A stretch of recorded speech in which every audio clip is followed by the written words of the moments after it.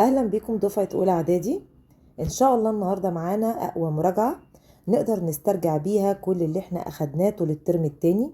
طبعا انا بقالي كتير ما نزلت لكمش فيديوهات، بس كان عندي شوية ظروف، ولكن الظروف خدمتنا بتأجيل امتحان الرياضيات نظرا لظروف الجو اللي كانت محيطة بينا، فيمكن يكون ربنا عملها كده لخدمتنا.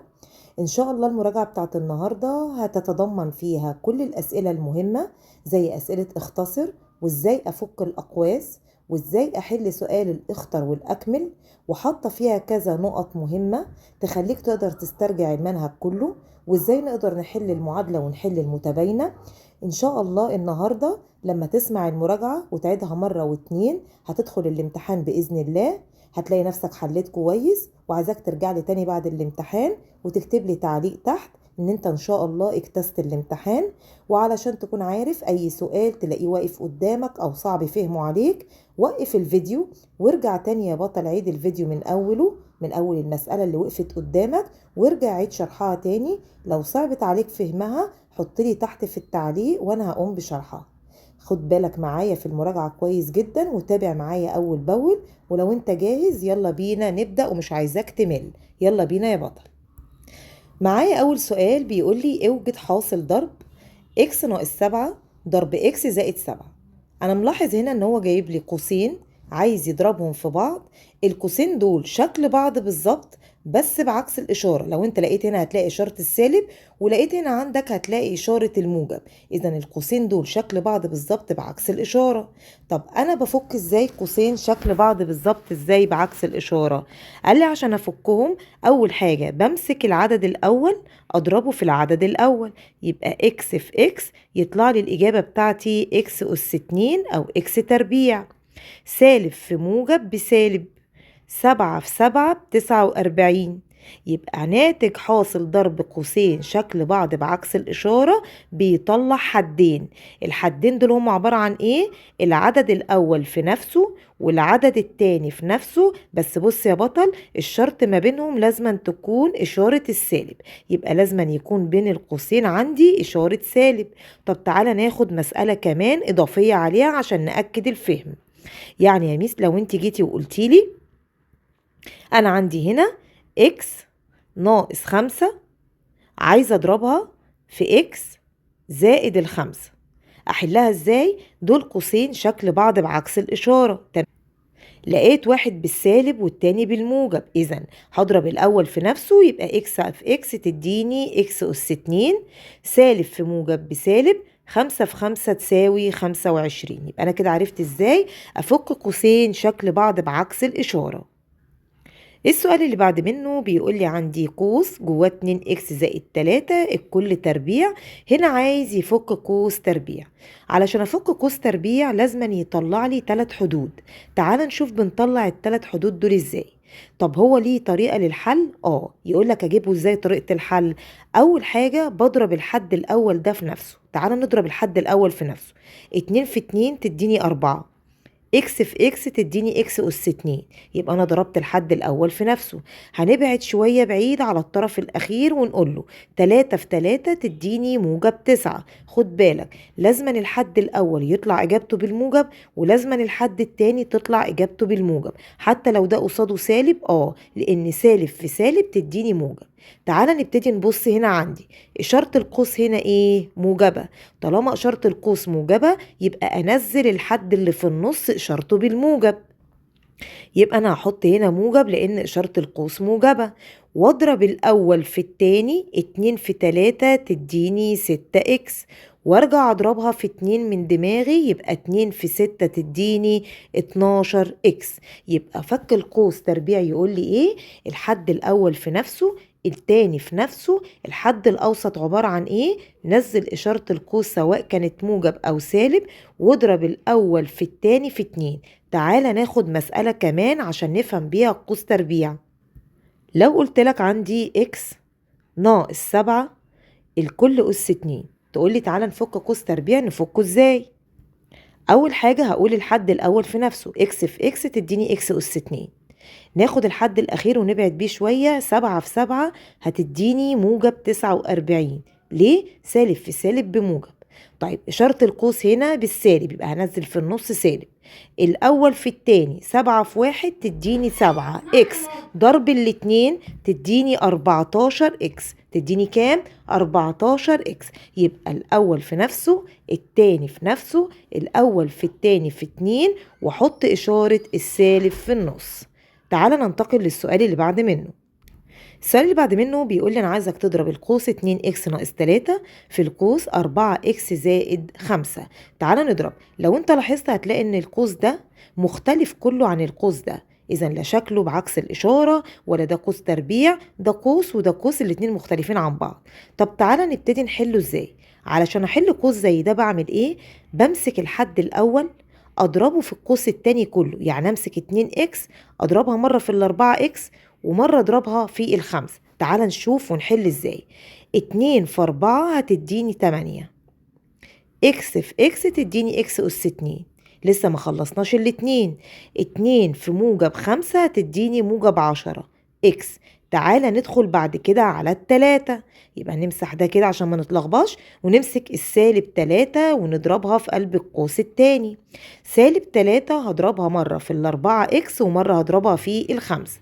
يبقى أنا همسك يا ميس السالب 3، السالب 3 دي يا ميس همسكها زي ما هي كده، وابتدي عندي مرة اضربها في 4 اكس ومرة اضربها في 5. بس خد بالك من الاشارات، سالب في موجب هتديني عندي سالب، 3 في 4 تديني 12 اكس، سالب في موجب تديني سالب، 3 في 5 تديني 15.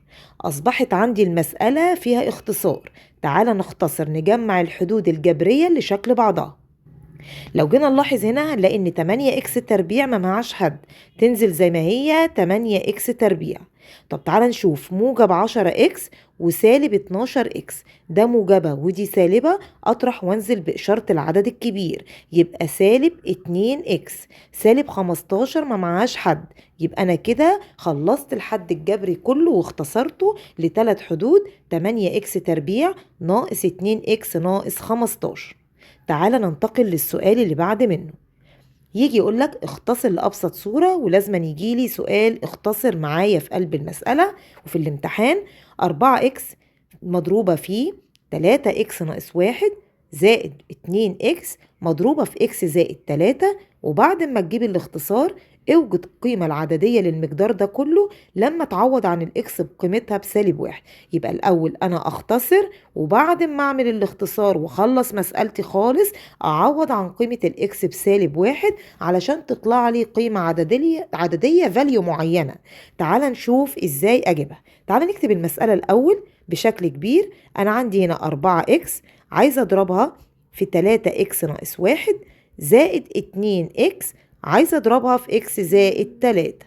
تعال نبتدي نضرب ازاي. أول حاجة همسك 4x دي أمررها على القوس كله، يعني 4x بتاعتي دي أضربها مرة في 3x ومرة في السالب 1. تعال نضرب ونراعي الإشارات. 4 في 3 تديني 12، x في x بx أس 2، موجب في سالب بسالب، 4 في 1 ب4 x. تعال ندخل اللي بعد منه. موجب في موجب بموجب، 2 في 1 ب2، x في x بx تربيع. يبقى انا همرر يا ميس الاتنين اكس دي مرة على الاكس ومرة على التلاتة زي ما عملت في القوس الاولاني. موجب في موجب بموجب، 2 في 3 ب6 اكس. يجي دور الاختصار اللي مشابه بعضه نجمعه مع بعضه. 12 اكس تربيع معاها 2 اكس تربيع، تعال نشوف تدينا كام. 12 زائد 2 هتديني عندي 14 اكس تربيع، كده انا جمعتهم. سالب 4 اكس ومعاها موجب 6 اكس، اطرح وانزل بإشارة العدد الكبير يبقى زائد 2 اكس. كده انا صفيت المسألة كلها. يجي دوري ان انا اعوض عن الاكس قيمتها بسالب 1. يبقى انا هقول له هنا عندما الاكس اشيلها واحط قيمتها بسالب 1. تعال نشوف الاكس قيمتها بسالب 1 تعمل فينا ايه. يبقى انا هنزل ال 14 زي ما هي، افتح مكان الاكس دي قوس، احط جوه منها السالب 1، سالب 1 وعلى راسها 2 زي ما هي كانت اكس تربيع زائد 2، واشيل مكان الاكس واحط قيمتها عندي ب1، حط جوه القوس سالب 1 وهنا مفيش على راسه أس. طب تعالى نضرب. أنا عندي هنا ال 14 في سالب 1 الكل أس 2 يديني 1 زائد 2 في -1 تديني -2. وممكن تكتب كل الكلام ده عندك على الآلة يطلع لك الإجابة على طول، فتديني 14 ناقص 2 تطلع الإجابة بتاعتي 12. يبقى أنا ممكن كل ده أكتبه عندي بالآلة الحاسبة وأطلع الإجابة بتاعتي كلها على الآلة تطلع لي على طول ب12.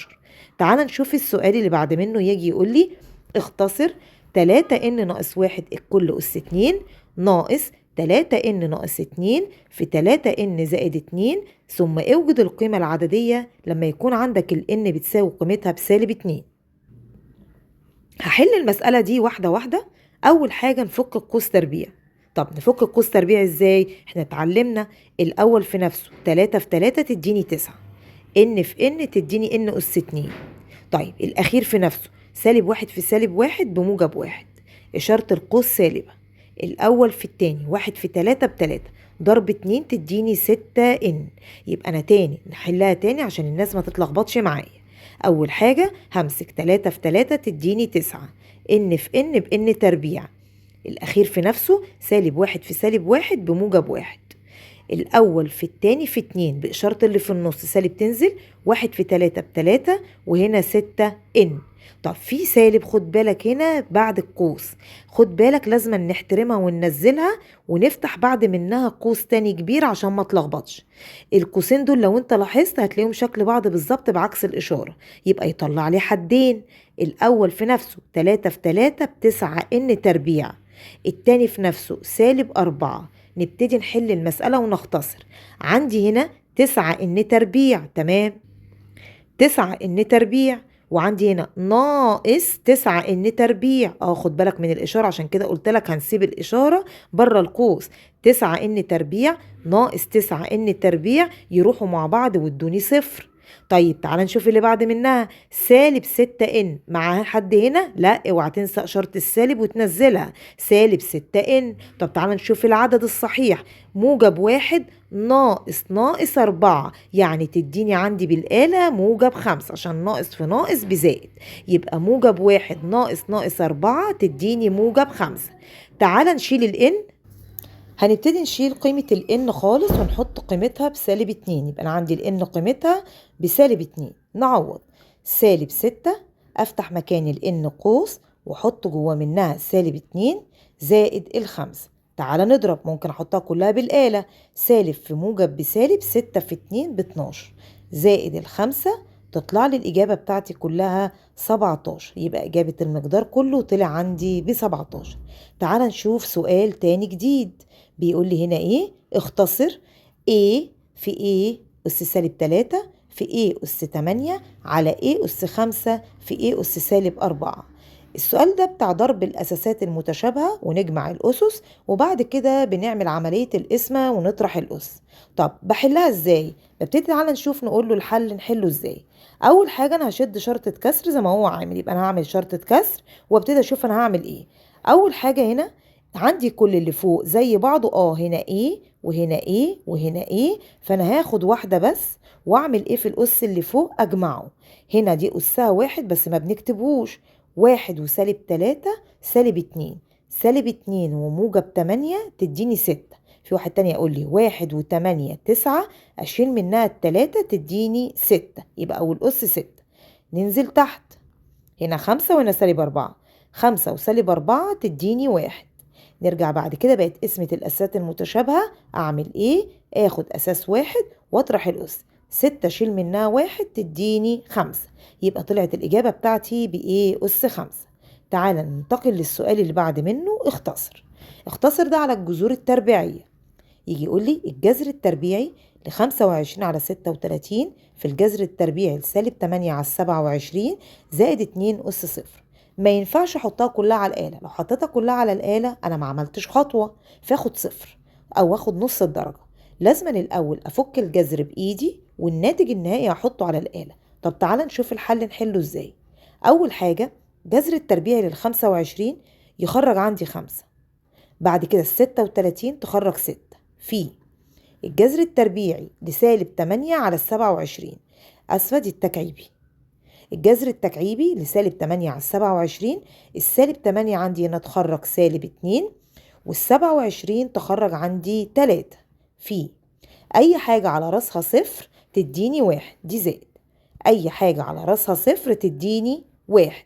أي حاجة على راسها صفر تديني كام؟ واحد. يبقى أنا عندي هنا في 2 أس صفر، يعني في واحد. نقولها تاني عشان ما نتلخبطش من أول وجديد. الجذر التربيعي 25 على 36، 25 تخرج لي 5 وال36 تخرج لي 6. في الجذر التكعيبي للسالب 8 يخرج سالب 2 وال27 تخرج لي 3. في 2 أس صفر تخرج لي 1. تعالى نختصر. هنا أقدر أحطها على الآلة أو أسيبها زي ما هي أحلها بإيدي.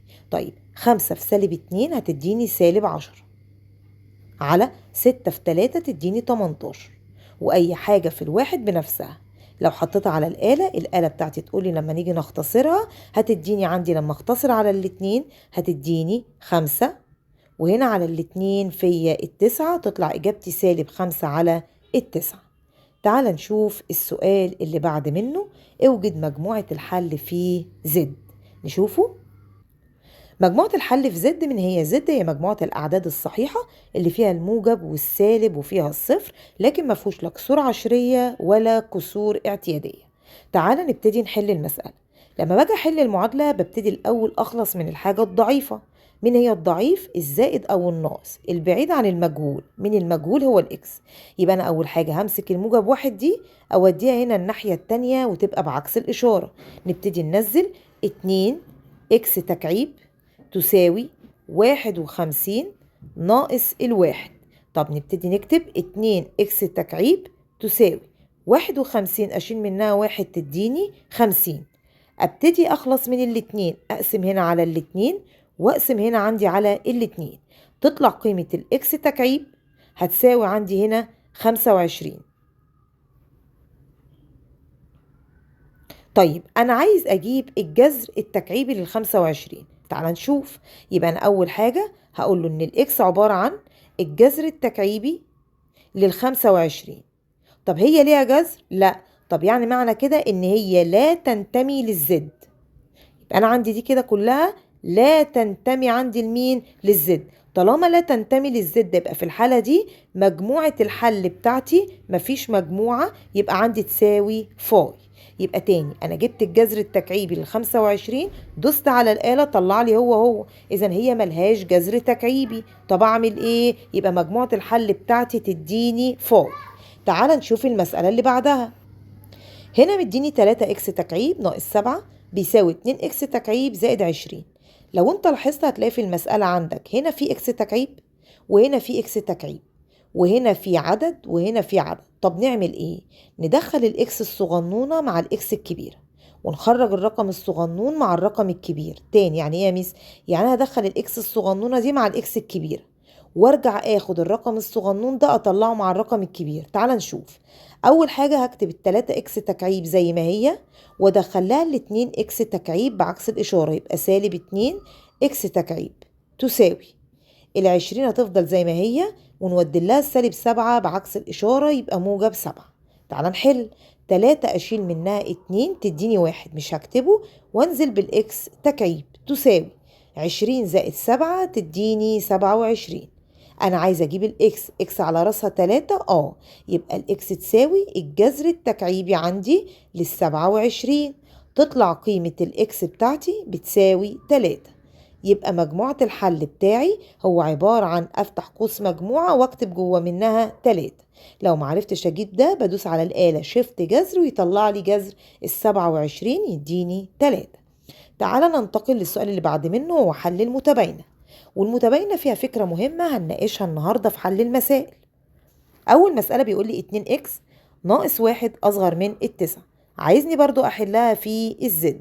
طب تعالى نشوف. أول حاجة هنخلص من الضعيف زي ما عملت في المعادلة، أودي الواحد الناحية التانية بعكس الإشارة. يبقى هنزل 2 إكس أصغر من، لازم أقرأ المتباينة صح، 9 زائد الواحد يبقى 2 إكس أصغر من 10. طب إيه اللي فاضل لي؟ أخلص من الاتنين. هقسم على الاتنين واقسم على الاتنين. تطلع قيمة الإكس أصغر من 5. أنا عايز أجيب مجموعة الحل في زد. ايه العناصر اللي اقل عندي من الخمسة في الزد؟ يبقى انا هقول له مجموعة الحل بتاعتي هي عبارة عن ايه؟ مجموعة الحل يبقى م ح هي عبارة عن الأعداد كلها اللي أصغر من الخمسة. طب مين الأعداد اللي أصغر من الخمسة؟ الأربعة والتلاتة والاتنين والواحد والصفر والسالب واحد إلى سالب ما لا نهاية. خد بالك لو قالك في إن يبقى أنت هتكتفي لحد الزيرو. طيب تعال نشوف اللي بعد منها نحلها. أنت عايز تجيب مجموعة الحل بس خليها لي المرة دي هاتها لي في كيو. تعال نشوف ازاي. 1 - 2 اكس أصغر من التسعة. أنا ممكن الأول أرتب حل المتباينة. ازاي؟ أبتدي بالإكس الأول زي ما أنا متعود، يبقى أكتب -2 اكس زائد الواحد أصغر من التسعة. كده أنا رتبتها عشان عينيا تحبها. أودي الواحد الناحية التانية بعكس إشارته، يبقى -2 اكس أصغر من 9 ناقص الواحد، يبقى -2 اكس أصغر من التمانية. طب تعالى نبتدي نعمل ايه. انا عندي هنا الاكس قصادها -2، يبقى انا هنا يا بطل هقسم على -2 واقسم هنا على -2. بس خد بالك انا في ملحوظة حلوة قوي قبل كده قلناها، لما باجي اقسم على سالب في المتباينة لازما علامة المتباينة دي تتغير، لو هي اكبر تبقى اصغر ولو هي اصغر تبقى اكبر. خد بالك الكلام ده بنعمله امتى؟ لما يكون الاكس قصادها علامة السالب. ازاي يعني؟ ادي -2 هتمشي مع -2 اتبقت الاكس، و8 على -2 في السالب 4. علامة الأصغر هتتحول تبقى علامة الأكبر. ليه اتحولت؟ عشان أنا قسمت على سالب. خد بالك هنا من الملحوظة المهمة دي، يبقى عند قسمة المتباينة على سالب بنغير علامة التباين. أنا عايزة أكتبها في كيو. لما باجي أكتب مجموعة الحل في كيو بعملها إزاي؟ بقول له بسيطة، بكتبها بالصفة المميزة. إزاي الصفة المميزة؟ بقول له هنا إكس حيث الإكس تنتمي للكيو، إن الإكس ده عنصر جوه مجموعة الأعداد النسبية فاصلة، وإن الإكس عبارة عن أكبر من السالب 4. يبقى كده أنا كتبت مجموعة الحل. يبقى احنا عرفنا إزاي بنجيبها في زد وإزاي بنجيبها في كيو. تعال نشوف السؤال اللي بعد منه ونجيبها برضو في مجموعة الكيو. تعال نحلها. عندي هنا القوس ده قصاده عدد أصغر من الستة، يبقى أول حاجة لازم أخلص من العدد طالما مفيش بره القوس ناقص أو زائد. طالما قدام القوس عدد ومفيش بعد القوس ناقص ولا زائد، على طول اقسم على العدد ده في الطرفين عشان تخلص منه. ده اللي مضايقني، يبقى اللي مضايقني ده اخلص منه الأول. يبقى أنا هقسم هنا على الاتنين واقسم هنا على الاتنين. لما اقسم على الاتنين، الاتنين مشيت مع الاتنين، اتبقى مين؟ 2 اكس ناقص التلاتة أصغر من 6 على الاتنين في التلاتة. تعال نودي السالب 3 الناحية التانية لأنها بقت مسألة عادية، يبقى 2 اكس أصغر من 3 زائد التلاتة. يعني يا ميس 2 اكس أصغر من الست. مين اللي مضايقني دلوقتي؟ الاتنين، يبقى أقسم هنا على الاتنين وأقسم على الاتنين، تطلع قيمة الإكس أصغر من التلاتة. طبعا عايز أكتب مجموعة الحل دي داخل الكيو. لو أنا عايزة أكتبها داخل الكيو هقوله يبقى مجموعة الحل بتساوي، أفتح قوس مجموعة، إكس حيث الإكس تنتمي للكيو، وكمان الإكس دي أصغر من التلاتة. طب تعالى نفس السؤال ده لو قال لي هات مجموعة الحل في إن. لو قال لي نفس السؤال ده بس انا عايزك تكتب لي مجموعة الحل في ان، اقول له حاضر. انت عايز تكتب لك مجموعة الحل دي في ان؟ يبقى مجموعة الحل لو انت بتدور عليها في مجموعة الاعداد الطبيعية، انت بتقول لي ان المتباينة بتاعتك طلعت اكس اصغر من التلاتة، يبقى انا عايز كل العناصر اللي اصغر من التلاتة، الاتنين والواحد والصفر. هنا ما اقدرش اكمل للسالب. ليه؟ لان انت عايزها داخل الان اللي هي مجموعة الاعداد الطبيعية، ودي لا يوجد داخلها السالب. تعالى بعد كده نشوف أسئلة الأكمل، وأسئلة الأكمل دي مهمة لما المنهج كله. ركز كويس جدا واوعى تزهق من الفيديو. بيقول لي هنا مكعب حجمه 125 سنتيمتر مكعب، فإن طول حرفه. حجم المكعب ده على راسه 3، يبقى ده بيحب الجذر التكعيبي. يبقى أنا عشان أجيب طول الحرف هقوله بسيطة، أنا هعمل الجذر التكعيبي لل125 يطلع لي عندي 5 سنتي. بالمناسبة أنا ممكن أعمل الجذر التكعيبي كده، أو ممكن أعمله الجذر التكعيبي بالمنظر ده على حسب بداية الكتابة بتاعتي منين. لو أنا كاتب من هنا أخلي وشه الناحية دي، ولو أنا بادئ من هنا أخلي وشه الناحية التانية. المهم إن أنا أجاوب الإجابة صح. يبقى أول ما أشوف حجم المكعب على طول يجي على طول في بالي درس الجذر التكعيبي، وأجيب الجذر التكعيبي. مربع مساحته 100 سنتيمتر مربع، فإن طول ضلعه المربع على راسه 2، يبقى أنا بتعامل مع الجذر التربيعي. يبقى أنا هقول له حاضر إن أنا عشان أجيب طول الضلع يبقى هقول له الجذر التربيعي لل100 هتديني عندي تساوي 10. معرفتش دوس على الآلة الجذر التربيعي لل100. يبقى طالما عندك مساحة مربع دوس الجذر التربيعي، عندك حجم المكعب دوس الجذر التكعيبي. السؤال اللي بعد منه مهم جدا، بيقول لي نصف العدد 2 أس 10. يعني نصف العدد يعني اقسمني على الاتنين. طب من هنا يجي درس مين؟ قسمة الأسس المتشابهة أو قسمة الأساسات المتشابهة. بعمل إيه؟ بنزل أساس واحد واطرح الأس. 10 أشيل من على راس دي واحد تديني كام؟ 9. طب تعالى نشوف تاني. ربع العدد 2 أس 20. معنى كده يا ميس يعني أنا هقسمني على الأربعة. طب اقسمني على الأربعة يعني إيه؟ يعني الأربعة دي كانت قد الاتنين مرتين، يعني كانت عبارة عن 2 أس 2. ما أنا لازم أخلي الأساس ده شكل الأساس ده، يعني عبارة عن 2 أس 18. طب تعالى أعلمك حاجة حلوة زي ما بعلمها لابني. لما أجي أقول لك نص ويبقى العدد ده شكل الأساس اللي هو مديهولك، نقص من الأس واحد. لكن لو أنا بقول لك ربع يعني قده مرتين، يبقى خصم منه 2. يبقى على طول لو أنا قلت لك ربع العدد 2 أس 20 تقول لي أشيل منه 2 تبقى 2 أس 18. طب لو قلت لك عندي هنا نص العدد 2 أس 8 تقول لي يبقى 2 أس 7، أشيل منه واحد على طول. طيب تعال نشوف السؤال اللي بعدها. إذا كان الجذر التكعيبي للإيه بيساوي -2، عايز أعرف قيمة الإيه بكام. يعني بالبلدي كده كان إيه العدد اللي تحت الجذر التكعيبي يطلع لي -2. طب أنا مش عارف. طب ما تدخل -2 بقيمة الجذر، يعني إيه؟ حط على راسه 3 بس هو وإشارته. لما باجي أحط عدد تحت الجذر بحطه هو وإشارته جوه قوس، يبقى -2 الكل أس 3. اشمعنى أس 3؟ عشان أنا قيمة الجذر ب3. يبقى -2 أس 3 يعني -2 في -2 في -2 تديني -8. يبقى فعلا كان تحت الجذر هنا -8، فاخد له الجذر التكعيبي يديني -2. تعال نشوف السؤال اللي بعد منه. -إكس أكبر من -1. عايز يعرف الإكس مالها. طب ما أنا -إكس دي يعني قصادها -1، يبقى أنا هقسم هنا على -1 وأقسم هنا على -1. والميس قالت لي في المتباينة لما تيجي تقسم على السالب غير علامة التباين. يبقى السالب هنا مشيت مع السالب اتبقت إكس، -1 على الواحد فيا الواحد. إيه اللي لازم يتغير؟ علامة التباين. دي أكبر هتتحول لأصغر، بس كده خلصت المسألة. طيب تعال نشوف اللي بعد منه.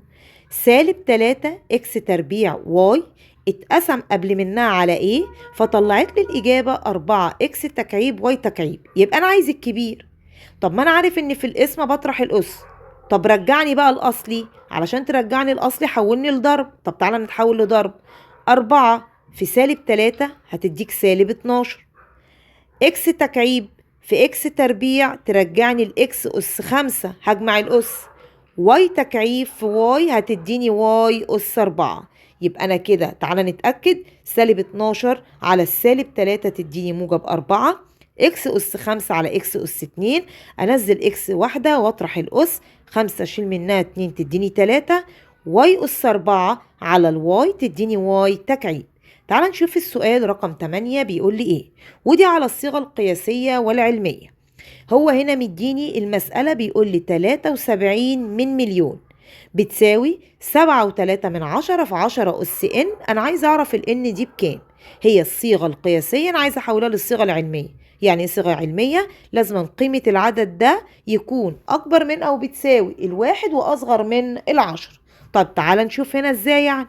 طب أنا هنا ده هو مظبطهالي، فاضل لي أجيب الأس. أنا عندي عشان أجيب الأس تعالى نشوف. هو رجع بظهره. يعني إيه رجع بظهره؟ كان صغير وكبره. طالما كان صغير وكبره يبقى الأس بتاعك بالسالب. هيبتدي يرجع. هو حط لي العلامة هنا الجديدة. تعال نشوف نط كام نطة. ادي 1 2 3 4 5. يبقى الأس بتاعك -5. تعال نشوف السؤال اللي بعده. إذا كانت 2 إكس ناقص 3 كل أس 2 ده قوس تربيع عبارة عن A إكس تربيع زائد البي إكس زائد السي. عايز يجيب البي. عايز يجيب البي. طب أجيب البي ده إزاي؟ تعال نشوف.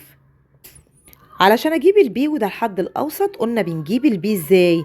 بقول له عبارة عن الاول في التاني في اتنين، بس باشارة القوس يا بطل اوعى تنسى. طب اشارة القوس هنا هتنزل ايه؟ هتنزل سالب. الاول في التاني اتنين في تلاتة بستة. طب ستة لما اجي عندي اضربها في اتنين كمان هتديني سالب 12 اكس.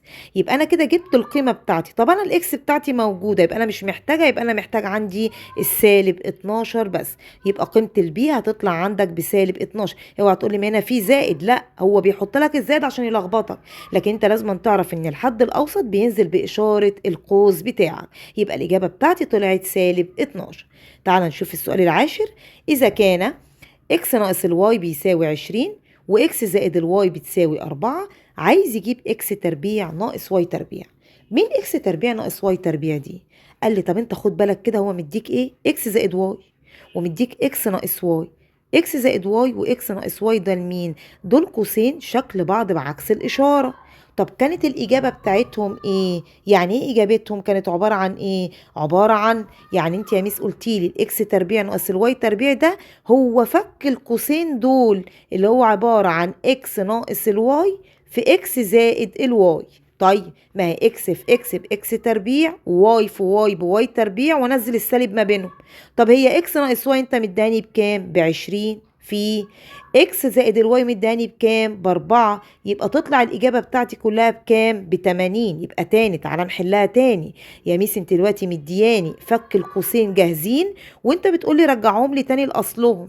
يعني انت عايز الاجابة النهائية، طالما انت عايز العدد الاكبر او الاس الاكبر من اللي انت مديهوني. انت هنا مديني دي اس واحد وانت عايز اس اتنين، يعني عايز اكبر، يبقى تضرب 20 في 4 يديك 80. امال لو انا كنت مدياك ال80 اللي هو الاس الكبير، ومدياك اكس زائد الواي باربعة، وعايزه اجيب اكس ناقص الواي، تقول لي في الحاله دي اقسم. يبقى يا ميس لو انت عايزه الاس الصغير اقسمي، ولو عايزه الاس الكبير من ضرب الاقواس اضربي. طب تعالى نشوف السؤال اللي بعد منه. اكس ناقص الخمسة في اكس زائد الخمسة بيساوي اكس تربيع ناقص الام. عايز يجيب الام. طب ما ده القوسين شكل بعض بالظبط بعكس الإشارة. طب بجيب الحد الأخير ده ازاي؟ بضرب التاني في نفسه وبينهم إشارة الناقص. السالب موجود، يبقى فاضل لي 5 في 5 تديني 25. تعالى ننتقل للسؤال اللي بعديه. إذا كان 5 أس سالب 3 في A هي عبارة عن الواحد، عايزة أعرف الإيه قيمتها بكام. علشان أي عدد يطلع لي واحد يبقى لازم يكون اتضرب فيه معكوسه الضرب. طب ما انا واخد معلومة حلوة قوي ان انا لو عندي a اس سالب واحد معكوسها الضربي هي a اس واحد، لان a اس سالب واحد هي عبارة عن واحد على a، وهي مقلوبها تديني ال a. يبقى 5 اس سالب 3 تتضرب في مين تديني واحد؟ تتضرب في 5 اس 3 اللي هي معكوسها الضربي. اي عدد في معكوسه الضربي يطلع لك واحد. تعال نشوف السؤال اللي بعد منه. مكعب حجمه اكس اس 6 فإن طول حرفه. الميس قالت لي الحجم، يعني هات الجذر التكعيبي للقيمة اللي عندك، بس المرة دي أنا عندي رمز. طب أطلع الرمز من تحت الجذر إزاي؟ نزل الرمز زي ما هو واقسم قيمة الأس على قيمة الجذر. 6 على 3 فيا الاتنين، يبقى يطلع عندي طول الحرف بإكس أس 2. تعال نشوف السؤال الأخير في الأكمل. بيقول لي المقدار الجبري الذي يعبر عن مساحة المستطيل. هو أنا عشان أجيب مساحة المستطيل عبارة عن إيه؟ عبارة عن الطول في العرض. طيب مين هو الطول؟ عبارة عن 2x زائد السبعة. طب أنا عايزة أضربه في مين؟ برافو عليك، عايز تضربه في العرض اللي هو 3x. طب تعالى نضرب. لما أجي أضرب هضرب حد في مقدار. طب أضرب حد في مقدار إزاي؟ تعالى نشوف. أول حاجة همسك التلاتة أضربها في الاتنين إكس، وبعد كده أضربها في السبعة. نضرب 3 في 2 تديني 6x أس 2، عشان إكس في إكس بإكس أس 2. 3 في 7 تديني 21x. يبقى تاني يا ميس احنا عملنا ايه؟ ضربنا الطول في العرض. مين هو الطول؟ 2x زائد 7. مين هو العرض؟ 3x. طب تعالى نضرب 3 في 2 ب6، يبقى هيساوي عندك 6. اكس في اكس باكس اس 2 اللي هي اكس تربيع. 3 في 7 هتديني 21، وانزل بالاكس. يبقى اجابة المقدار بتاعي الجبري 6x تربيع زائد ال21 اكس، وده اللي بيعبر عندي عن المساحة. تعال نشوف السؤال اللي بعد منه، وده على قسمة مقدار جبري على حد جبري. تعال نشوف ازاي. مسألتي جميلة جدا، بيقول لي مستطيل مساحته 15 اكس تكعيب زائد 25 اكس تربيع ناقص 15 اكس وحدة مربعة، واحد بعديه 5 اكس، اوجد طول البعد الاخر. طب تعالى نشوف البعد الاخر ده بجيبه ازاي. هو انا عشان اجيب البعد الاخر بعمل ايه؟ بمسك المساحة بقسمها على البعد اللي موجود عندي. تعال نطبق القانون ده عشان اجيب البعد الاخر. يبقى انا عشان اجيب البعد الاخر بقسم المساحة عندي على البعد اللي موجود. طب تعالى نبتدي نشد شرطة كسر ونحل المسألة. طيب اول حاجة انا هكتب هنا المقدار اللي انت مدوني فوق في البسط. ادي 15 اكس تكعيب زائد 25 اكس تربيع ناقص 15 اكس على 5 اكس. لما باجي اقسم بقسم ايه؟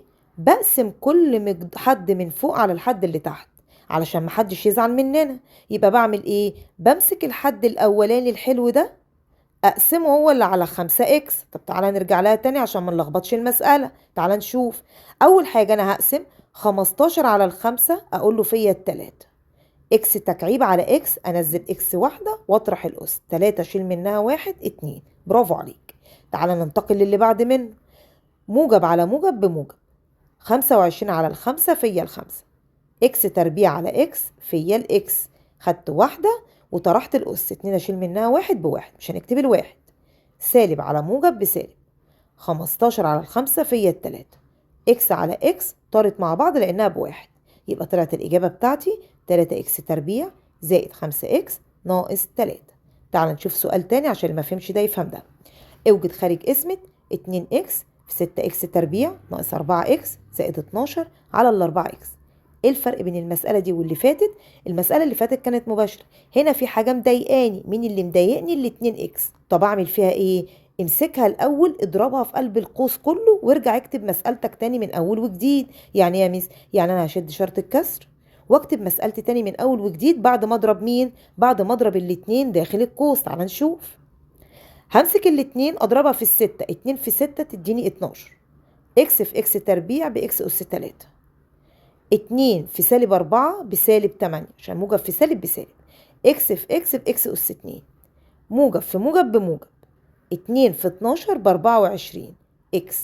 كده بقت مسألتي عادية، عايزة اقسمها عندي على 4 اكس. زي ما اتعلمنا هقسم كل حد على حد.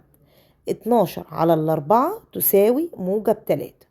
اكس تكعيب على اكس، انزل اكس واحدة واطرح الاس، 3 اخد منها 1. برافو عليك، تديني 2.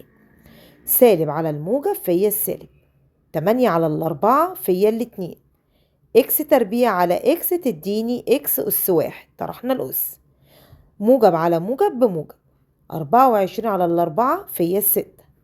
اكس على اكس راحت، اي اكس على اكس ليه بتروح؟ لانها تبقى اكس اس 0، واي حاجة اس 0 تساوي الواحد. يبقى انا كده حليت المسألة بتاعتي وشفت بعملها ازاي. وبكده يا بطل نكون خلصنا مراجعة النهاردة، ناقشنا فيها كل الأسئلة بتاعة الوحدات كلها اللي احنا أخدناها لحد الوحدة اللي قبل الهندسة، خلصناها كلها لحد بتهيألي الاختبار التراكمي رقم 8 اللي موجود في كتاب المعاصر. عايزاك تعيد الفيديو تاني وتسمع حل الأسئلة تاني علشان تخش الامتحان وانت مطمن بأمر الله تمتحنه الأسبوع الجاي على خير إن شاء الله، وما يحصلش فيه عاصفة تانية ولا أتربة ولا مطر. وإن شاء الله ترجع لي وتكتب لي في صندوق التعليقات تحت إن انت اجتزت الامتحان وبامتياز كمان. وعايزة الكل يقفل الامتحان بعد المراجعة الجميلة دي، وأتمنى من الله التوفيق.